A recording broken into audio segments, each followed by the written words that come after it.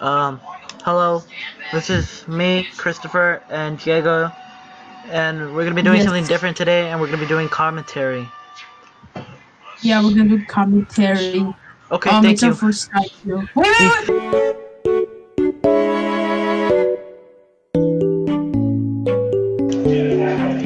okay.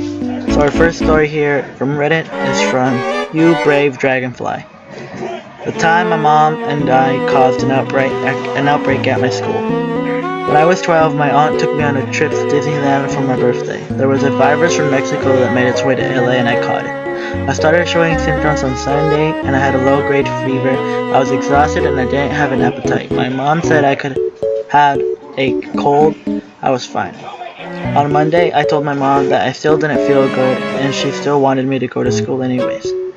I fell asleep on all my classes, didn't eat or drink anything that day. In fifth period, I started vomiting, then I fainted and had a 106-degree fever. My school called 911 and I spent the night at the hospital. On Thursday, my school sends an email saying that 30 students in 6th grade have contacted the virus. That virus, by Monday, it was on 100 in my school. By the next Thursday, it was 250 in my school. They ended up shutting down the school for a week. And this post is some unpopular opinion. So this post is about Toy Story.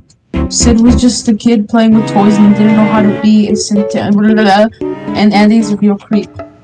So hear me out. Sid was just a normal kid. Maybe he was a little angry. We don't know what issues he had at home. The point is, Sid displayed great creativity and professional skills. And Bucky played with his toys and set up schedules.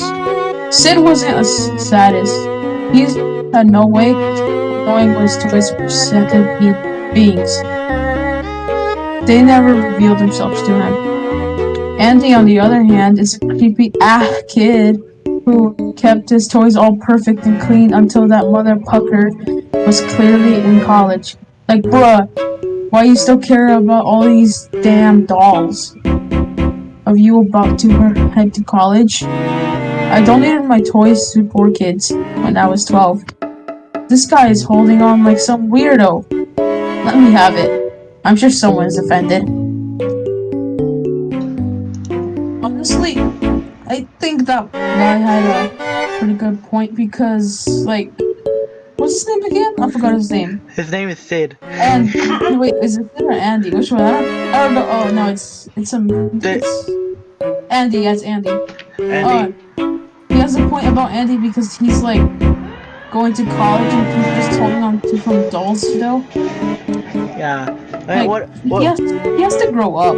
What if the kid has anger issues? I don't know. Not my problem. Yeah. Alright. So this next story is from you, Sarge-M. If you're gonna be on the public on the phone having an argument, you need to have your phone on speaker. People need to hear both sides of the story to know which side they're on. I mean, you already dragged me into this against my will. Mine as well. Let me hear the entire story. There are some people who would rather not hear you arguing with your spouse about what kind of laundry detergent you should get. But for me, if I hear you babbling on the phone in public, I get curious, and I think we as humans are curious beings. I want to know what's on the other side of the party has to say. For example, what if the person in public on the phone arguing is wanting to purchase a beer instead of diapers for a kid, and the person they're speaking is against that. It's something that drives me insane. I need to know the other side of is saying. Stories about idiots. Alright.